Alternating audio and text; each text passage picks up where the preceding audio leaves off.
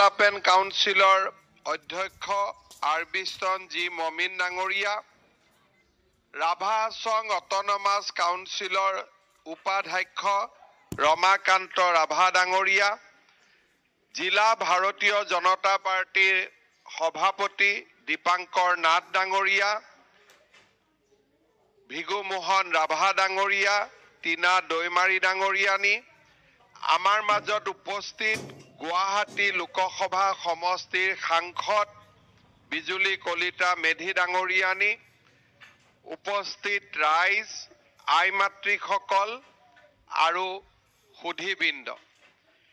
অসমৰ অন্যতম ভূমিপুত্ৰ, বাৰেৰহণীয়া কৃষ্টি সংস্কৃতিৰে সমৃদ্ধ, ৰাভাসকলৰ প্ৰশাসনিক ব্যৱস্থাৰাজ্যৰ প্ৰধান কেন্দ্ৰবিন্দু, ৰাভা হাছং স্বায়ত্ত শাসিত পৰিষদৰ নৱনিৰ্মিত স্থায়ী সচিবালয় ভৱনৰ শুভ উদ্বোধন কৰিবলৈ পাই আৰু নতুন বছৰৰ আৰম্ভণিতে গোৱালপাৰা দুধনৈ ৰাইজৰ লগত সাক্ষাৎ কৰিবলৈ পাই মই সঁচাকৈয়ে অত্যন্ত আনন্দিত হৈছোঁ। ইয়াৰ লগতে ৰাভা জাতিৰ পুৰোধা আৰু পৰাক্ৰমী ৰজা পৰশুৰামৰ সুউচ্চ ব্ৰঞ্জৰ প্ৰতিমূৰ্তি আৰু যাদুঘৰ তথা পুথিভঁৰালৰ শুভ উদ্বোধনেও আজিৰ অনুষ্ঠানটোৰ গৌৰৱ আৰু সৌষ্ঠৱ বহুগুণে বৃদ্ধি কৰিছে। ৰাভা জনজাতিসকলৰ ঐতিহ্য, অধিকাৰ আৰু স্বগৰিমা সুৰক্ষিত কৰা আৰু উজ্জীৱিত কৰাৰ সংগ্ৰামী যাত্ৰাৰ ফলস্বৰূপে অসম চৰকাৰ আৰু ৰাভা জাতীয় সংগঠনৰ যুটীয়া স্বাক্ষৰত ৰাভা হাছং স্বায়ত্ত শাসিত পৰিষদৰ সৃষ্টি হৈছিল।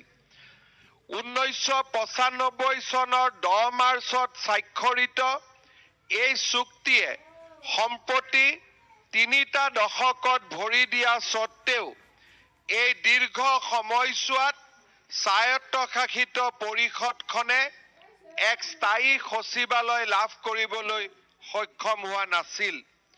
মোৰ মনত আছে 2017 চনত 5 কোটি টকাৰ প্ৰশাসনিক অনুমোদনেৰে এই কাৰ্যালয়ৰ আমি আৰম্ভণি কৰিছিলোঁ আৰু আজি এই কাৰ্যালয়ৰ প্ৰথম পৰ্যায়ৰ নিৰ্মাণ সামৰণি পৰিছে। মই ৰাভা হাছং স্বায়ত্তশাসিত পৰিষদক এই কাৰ্যালয় গৃহৰ বাবে অভিনন্দন জনাইছোঁ আৰু কাৰ্যালয়টো সৰ্বাংগ সুন্দৰ কৰি গঢ়ি তোলাৰ বাবে আজিৰ সভাতেই ৰাভা হাছং স্বায়ত্তশাসিত পৰিষদলৈ আৰু 10 কোটি টকাৰ এটা অনুদান আজিৰ সভাতে ঘোষণা কৰিছোঁ। শ্ৰদ্ধাৰ ৰাইজ, আজিৰ এই সভাৰ লগত সংগতি ৰাখি 1 কোটি 80 লাখ টকা ব্যয়েৰে যাদুঘৰ আৰু পুথিভঁৰালৰ নিৰ্মাণৰ কামো সমাপন হৈছে। এটা জনগোষ্ঠীৰ স্বকীয়তা তাৰ ইতিহাসৰ সৈতে জড়িত হৈ থাকে। সেই ইতিহাস জনগোষ্ঠীটোৰ পৰম সম্পদ আৰু বৈভৱ হিচাপে পৰিগণিত হয়। ৰাভা জনগোষ্ঠীৰ এক সমৃদ্ধিশালী ইতিহাস আছে। ৰাভাসকলৰ অসমলৈ প্ৰব্ৰজন আৰু তেওঁলোকক এক ৰাজশক্তি হিচাপে প্ৰতিষ্ঠা কৰাৰ দীঘলীয়া পৰিক্ৰমাৰ মূল ব্যক্তিজন হৈছে বীৰ দদান। এইগৰাকী বীৰে জনগোষ্ঠীটোৰ নেতৃত্বৰ সৈতে নানা ঘাত প্ৰতিঘাত অতিক্ৰম কৰি এখন ৰাজ্য প্ৰতিষ্ঠা কৰিছিল। স্বজাতিৰ প্ৰতি তেওঁৰ দায়বদ্ধতা আৰু বীৰত্বৰ কাহিনী কিংবদন্তীৰ ৰূপত ৰাভাসকলৰ মাজত আজিও প্ৰচলন হৈ আছে। ৰাভাসকলে আদিপুৰুষ হিচাপে জ্ঞান কৰা ৰজা দদান আছিল স্বৰূপাৰ্থত এজন বীৰ তথা প্ৰজাৰঞ্জক ৰজা দদানে যে শাম্ভু ৰাজ্য প্ৰতিষ্ঠা কৰিছিল তাত গৱেষক আৰু পণ্ডিতসকলৰ মাজত কোনো দ্বিমত নাই। দদানৰ পিছত শাম্ভু ৰাজ্যৰ তাৎক্ষণিক পৰিণতি সম্পৰ্কত ইতিহাস নিমাত যদিও দদানৰ বংশধৰ বীৰ পৰশুৰামে সপ্তদশ শতিকাৰ আৰম্ভণিৰ সময়ছোৱাত শম্ভু ৰাজ্যত ৰাজত্ব কৰিছিল। বীৰ পৰশুৰাম হৈছে এই ৰাজ্যৰ শেষজন ৰজা, যিজন ৰজাৰ সৈতে জড়িত হৈ আছে ৰাভাসকলৰ বীৰত্বৰ এক অনন্য গাথা। সপ্তদশ শতিকাৰ দ্বিতীয় দশকত মোগল বংগৰ নবাবৰ হতুৱাই মিৰ্জা নাথন নামৰ এজন সেনাপতিত নেতৃত্বত চলোৱা অসম আক্ৰমণৰ কালছোৱাত ৰজা পৰশুৰামে মোগলৰ বিৰুদ্ধে সাহসেৰে যুঁজত অৱতীৰ্ণ হৈছিল। মোগলক ভেটা দিয়াৰ উদ্দেশ্যে গোৱালপাৰাৰ ব্ৰহ্মপুত্ৰৰ ঠেক অঞ্চলৰ শত্ৰুপক্ষৰ খাদ্য সামগ্ৰী নিয়া নৌবাহিনীক বাৰে বাৰে আক্ৰমণ কৰি ৰজা পৰশুৰামে জলপথ আৰু স্থলপথ প্ৰায় বন্ধ কৰি দিছিল। ৰজা পৰশুৰামৰ পৰা লাভ কৰা প্ৰত্যাহ্বান উফৰাই পেলাবলৈ মিৰ্জা নাথনে পৰশুৰামৰ ৰাজ্য আক্ৰমণ কৰিছিল। কান্তাবাৰীৰ প্ৰথম যুদ্ধ, গেন্দাৰাৰ দ্বিতীয় যুদ্ধত বীৰ পৰশুৰাম পৰাস্ত হৈও তেওঁ মিৰ্জা নাথন বাহিনীৰ বিৰুদ্ধে শোলমাৰী, গেন্দাৰা, মাক্ৰী, ৰংদান, বালিজানা, মানিকপুৰ, জামিলি, আংদমা আৰু ৰংজুলিত বীৰ পৰাক্ৰমে যুঁজ দিছিল। প্ৰায় ১.৫ দশককাল যুদ্ধ কৰাৰ পিছত ৰংজুলিত কেইজনমান লোকৰ বিশ্বাসঘাতকতাৰ পৰিণতিত পৰশুৰাম মিৰ্জা নাথনৰ হাতত বন্দী হয়। মোগলৰ বশ্যতা স্বীকাৰ কৰাৰ পৰিৱৰ্তে বন্দী জীৱন আঁকোৱালি লৈ ৰজা পৰশুৰামে ঢাকাৰ বন্দীশালতে মৃত্যুক সাৱটি লৈছিল। এইগৰাকী পৰাক্ৰমী বীৰৰ শৌৰ্য আৰু বীৰ্যৰ প্ৰতি সন্মান জনাই ৰাভা হাছং সাহিত্য পৰিষদে তেখেতৰ যি প্ৰতিমূৰ্তি স্থাপন কৰিছে সি সঁচাকৈয়ে শলাগিবলগীয়া, আৰু মই ইয়াৰ বাবে সমগ্ৰ অসমবাসী ৰাইজৰ হৈ ৰাভা হাছং সাহিত্য শাসিত পৰিষদক অভিনন্দন জনাইছো।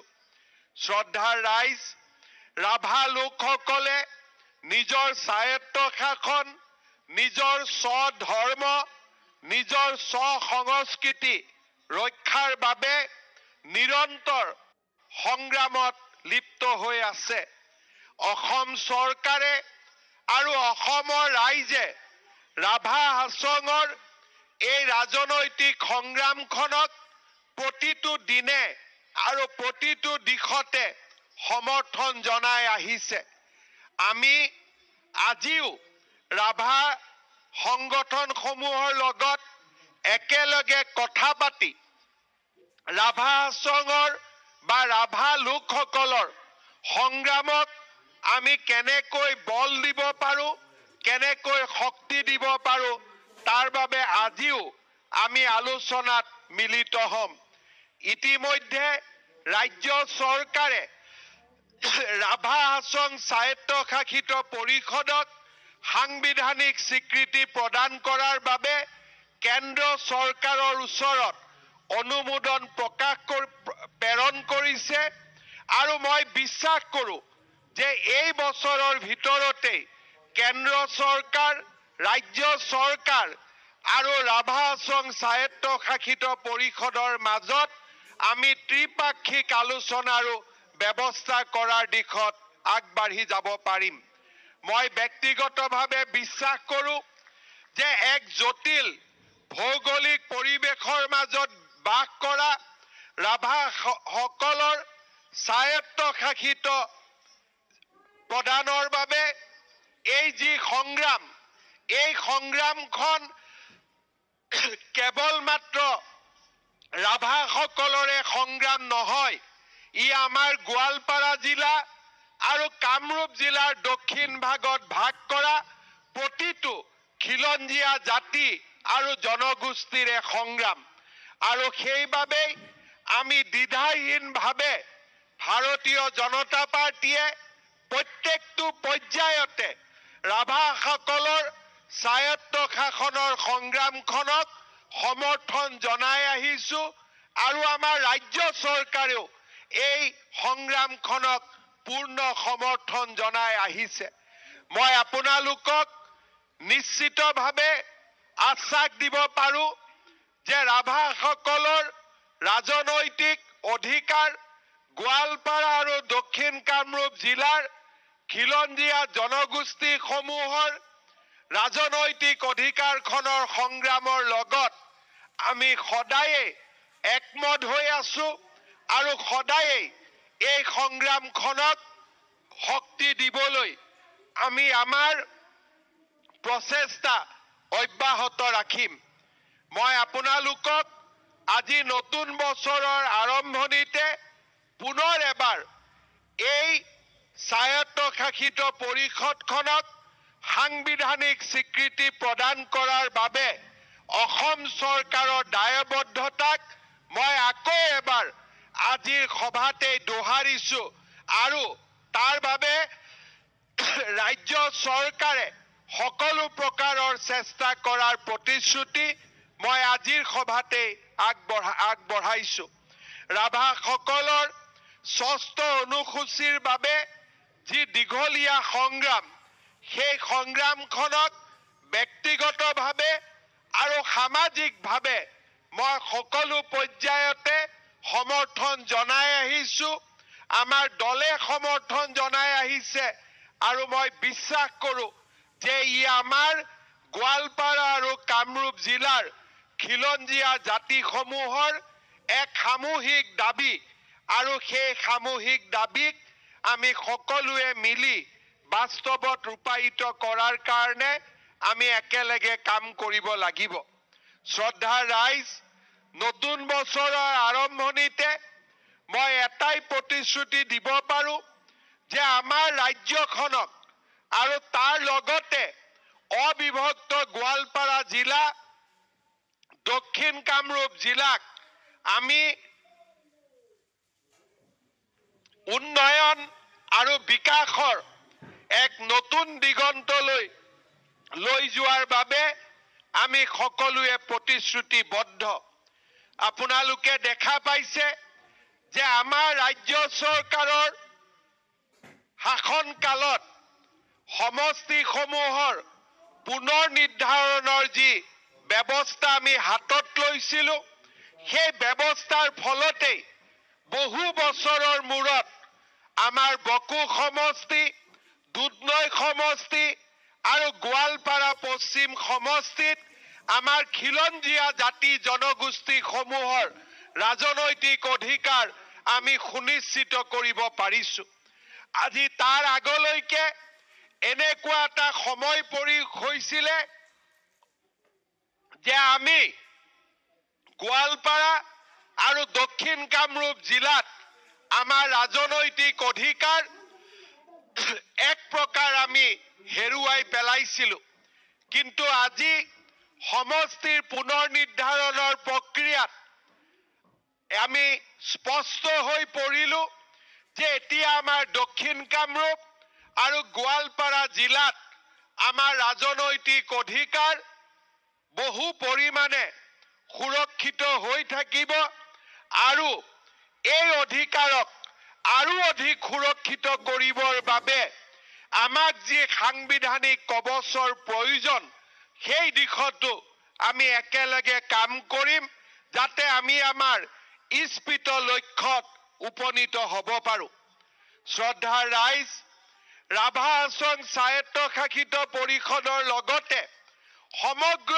অসমখনত বিকাশৰ এক নতুন দিগন্তলৈ লৈ যোৱাৰ বাবে আজি আমি কাম কৰিছো অসমৰ দৰিদ্ৰ জনতাৰ উন্নয়নৰ বাবে আমি আজি একেলগে কাম কৰিছো যোৱা 5টা বছৰত অসম চৰকাৰে লোৱা প্ৰচেষ্টাৰ ফলস্বৰূপে আমাৰ ৰাজ্যৰ 25% জনতা দৰিদ্ৰতাৰ কবলৰ পৰা মুক্ত হ'ব পাৰিছে। আমাৰ ৰাজ্যখনত আমি বহুত নতুন নতুন কাম কৰিছো, যাৰ কাৰণে আজি ভাৰতবৰ্ষৰ আন ৰাজ্য চৰকাৰসমূহেও অসমলৈ আহি অসম চৰকাৰৰ আঁচনিৰ বিষয়ে জানিবলৈ বুজিবলৈ চেষ্টা কৰিছে। 2019 চনত আমি যেতিয়া অৰুণোদয় আঁচনি আৰম্ভ কৰিছিলো, তেতিয়া আমাক বিভিন্ন ৰাজনৈতিক দলে সমালোচনা কৰিছিলে যে এনেকুৱা ধৰণৰ আঁচনিৰ কিমান প্ৰয়োজন আছে। কিন্তু আজি 5টা বছৰ পিছত কৰ্ণাটকৰ পৰা কংগ্ৰেছৰ চৰকাৰে আহি অসমৰ অৰুণোদয়ক বুটলি লৈ গৈছে। মধ্যপ্ৰদেশৰ দৰে চৰকাৰে অসমৰ অৰুণোদয়ক আদৰি লৈছে। মহাৰাষ্ট্ৰৰ দৰে ভাৰতৰ আটাইতকৈ বিকাশশীল ৰাজ্যসমূহে আমাৰ অৰুণোদয় আঁচনিক নিজৰ নিজৰ ৰাজ্যত প্ৰৱৰ্তন কৰিছে। লোকসভা নিৰ্বাচনৰ সময়ত মই প্ৰতিশ্ৰুতি দিছিলো যে আমি অৰুণোদয় আঁচনিৰ কলেবৰ বৃদ্ধি কৰিম। আজি আপোনালোকক মই জনাব বিচাৰিছো যে আমাৰ ৰাজ্যত একোটাকৈ সমষ্টিত আগতে যদি 20,000 21,000 পৰিয়ালে অৰুণোদয় পাইছিল, এইবাৰ আমি একোটা সমষ্টিত 30ৰ পৰা 32,000 পৰিয়ালক আমি অৰুণোদয় আঁচনি দিয়াৰ বাবে সিদ্ধান্ত গ্ৰহণ কৰিছো।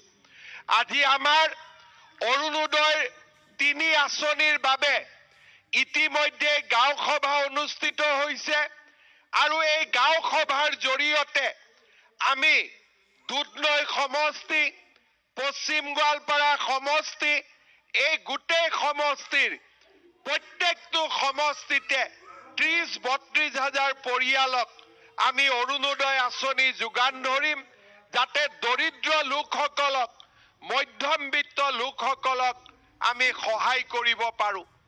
দৰিদ্ৰতাৰ বিৰুদ্ধে আমাৰ যি যুঁজ, এই যুঁজত আজি আমি আমাৰ ৰেচন কাৰ্ডখনক এটা নতুন অস্ত্ৰ হিচাপে ব্যৱহাৰ কৰিব খুজিছো।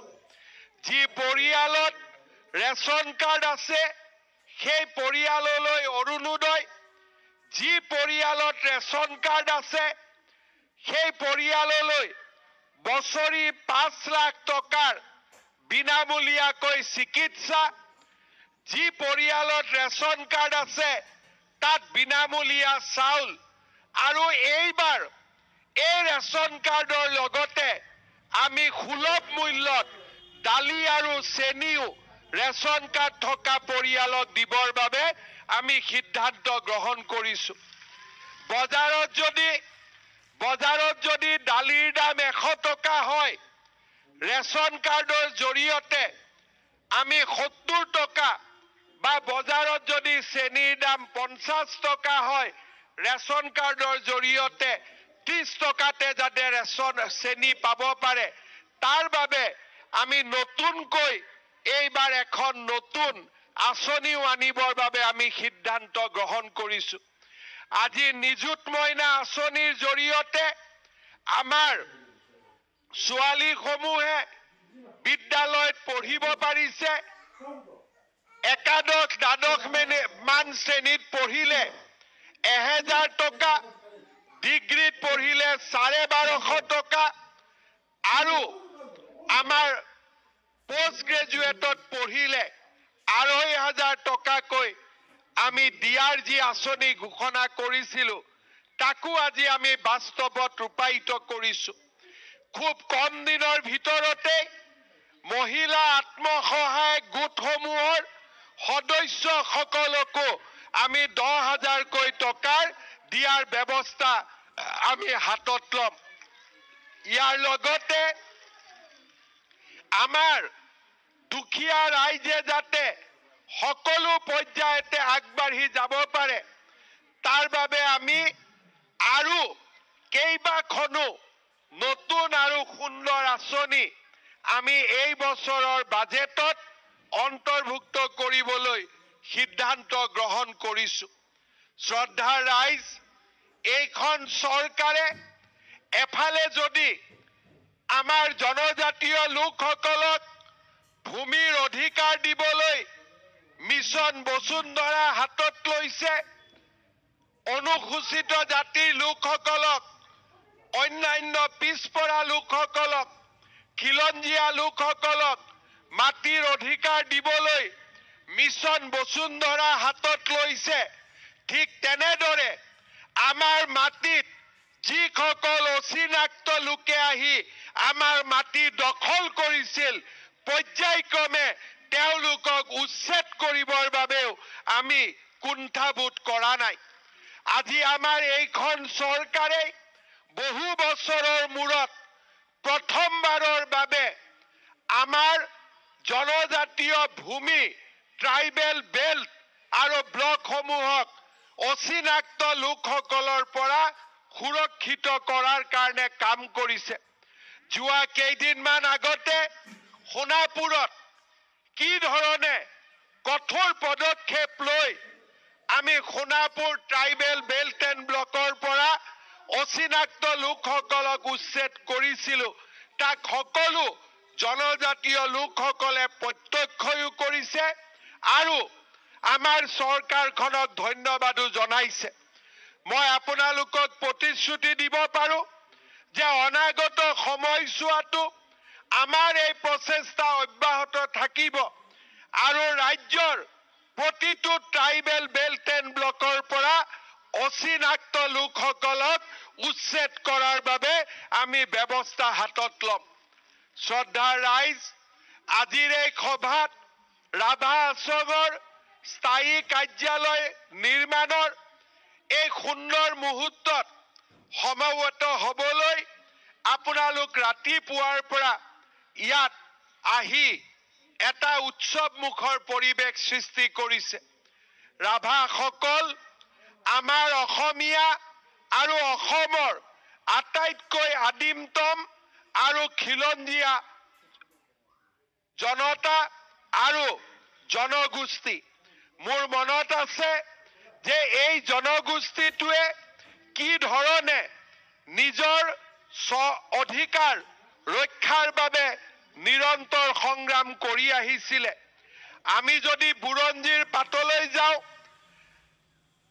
ৰাভা নামৰ উৎপত্তিৰ পৰা বিভিন্ন ধৰণে আমাৰ অসম বুৰঞ্জীৰ ইতিহাসত ৰাভাসকলৰ গৌৰৱময় ঐতিহ্যৰ কথা লিপিবদ্ধ হৈ আছে।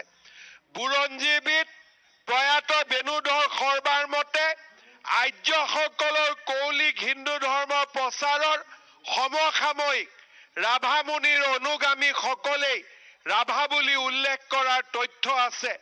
ৰাভাসকলৰ কৌলিক ধৰ্ম হ'ল পুৰুষ প্ৰকৃতিৰ পূজা, অৰ্থাৎ তেওঁলোক ভৈৰৱ আৰু ভৈৰৱীৰ উপাসক।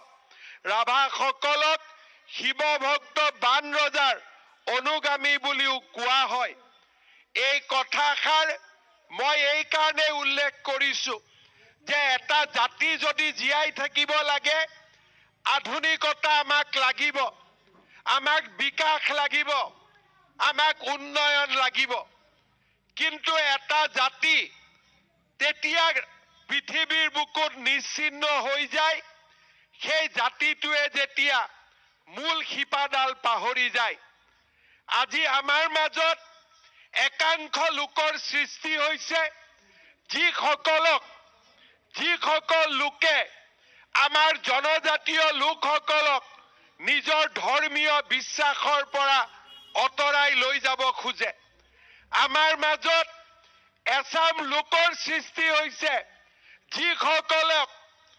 যিসকলে জনজাতীয় লোকসকলক নিজৰ পৌৰাণিক সাজ পোছাকৰ পৰিৱৰ্তে কোট আৰু টাই পিন্ধাব খোজে। আমাৰ এচাম লোক আছে যিসকলে জনজাতীয় লোকসকলক নিজৰ বিশ্বাস আৰু নিজৰ উপাসনাৰ পৰা তেওঁলোকক এক সম্পূৰ্ণ বেলেগ পৃথিৱীলৈ লৈ যাব খোজে, যি পৃথিৱীখনৰ লগত মোৰ দেউতাৰো পৰিচয় নাছিল, মোৰ ককা দেউতাৰো পৰিচয় নাছিল, মোৰ আজু ককাৰো পৰিচয় নাছিল। যেতিয়া এটা সন্তানে নিজৰ পিতৃৰ ধৰ্ম পাহৰি যায়, নিজৰ ককা দেউতাৰ ধৰ্ম পাহৰি যায়, নিজৰ আজু ককাৰ ধৰ্ম পাহৰি যায়, সেই সন্তানটো শিপা নোহোৱা এক সন্তানলৈ পৰিণত হয়, এক শিপা নোহোৱা এক গছডাললৈ পৰিণত হয়। আৰু যিডাল গছত শিপা নাথাকে সেই গছডাল বহু দিনলৈ জীয়াইও থাকিব নোৱাৰে। মই ৰাভাসকলক অনুৰোধ কৰিম, আধুনিকতা, শিক্ষাৰ নতুন দিগন্ত, বিজ্ঞান আৰু আধুনিক সংস্কৃতি সকলো আঁকোৱালি লোৱাৰ পিছতো নিজৰ শিপাডাল যাতে আমি কোনো কালেই এৰি নিদিওঁ আৰু শিপাডালক যাতে আমি খামুচি মাৰি ধৰি ৰাখো। জনজাতীয় সাজ পোছাকেৰে আমাৰ শৈশৱ আৰম্ভ হৈছিল আৰু জনজাতীয় সাজ পোছাকেৰে আমি জীৱন লীলাৰ সামৰণি মাৰিম। এই ধৰণে যদি আমি প্ৰতিজ্ঞাবদ্ধ হওঁ, আমাৰ ৰাভাসকলক কোনেও কেতিয়াও পৰাজিত কৰিব নোৱাৰে। আজি ৰাভাৰ কৃষ্টি সংস্কৃতি ভৌগোলিক দিশৰ পৰা, ভূমিৰ দিশৰ পৰা গোৱালপাৰা জিলাত যদি ৰাভাসকল এচাম অচিনাক্ত লোকৰ আক্ৰমণৰ বলি হৈছে, সংস্কৃতি আৰু ধৰ্মৰ ফালৰ পৰাও আন এচাম অচিনাক্ত লোকৰ আক্ৰমণৰ বলি হৈছে। এক প্ৰকাৰ ক'ব গ'লে আজি ৰাভাসকলে দুই ফালৰ পৰা এক নতুন আক্ৰমণৰ মুখামুখি হৈ অস্তিত্বৰ সংগ্ৰামৰ সৈতে আজি আমি আগুৱাই যাবলগীয়া হৈছে। মই ৰাভা যুৱ সমাজক আহ্বান জনাম, ৰাজনৈতিক আমাৰ গণতান্ত্ৰিক অধিকাৰ আৰু তাৰ লগে লগে আমাৰ সাংস্কৃতিক অধিকাৰ, আমাৰ উপাসনাৰ অধিকাৰ, স্বধৰ্ম আৰু স্বসংস্কৃতিৰ অধিকাৰকো আমি যাতে খামুচি মাৰি ধৰি থাকো আৰু তেনেকৈ ৰাভাসকলে জগত সভালৈ গৈ আমাৰ সমগ্ৰ বিশ্ব আৰু ভাৰতীয় সভ্যতাক চহকী কৰিব, তাকেই মই আশা কৰো। আৰু আজিৰ এই দিনটোত এই কথাষাৰেই ৰাভা সমাজৰ লগত মই সুন্দৰভাৱে উপস্থাপন কৰিব বিচাৰো। পুনৰ এবাৰ আজিৰ এই শুভ দিনটোত ৰাভা স্বায়ত্তশাসিত পৰিষদৰ প্ৰতিগৰাকী কাৰ্যকৰ্তা টংকেশ্বৰ ৰাভা ডাঙৰীয়াকে আদি কৰি আটাইবোৰকে মই পুনৰ এবাৰ ধন্যবাদ জনাইছো, অভিনন্দন জনাইছো। ৰাভাসকলৰ এই নৱজাগৰণৰ নতুন অধ্যায় অতি অনিৰুদ্ধ গতিৰে আগুৱাই যাওক। ৰাভাসকলে সকলো ফালৰ পৰা বিকাশৰ দিশত আগুৱাই যাওক, ঐতিহ্য আৰু পৰম্পৰাৰে সুৰক্ষিত হৈ থাকক, তাকে কামনা কৰি মই মোৰ বক্তব্যৰ সামৰণি মাৰিছো। ধন্যবাদ। জয় হিন্দ, বন্দে মাতৰম।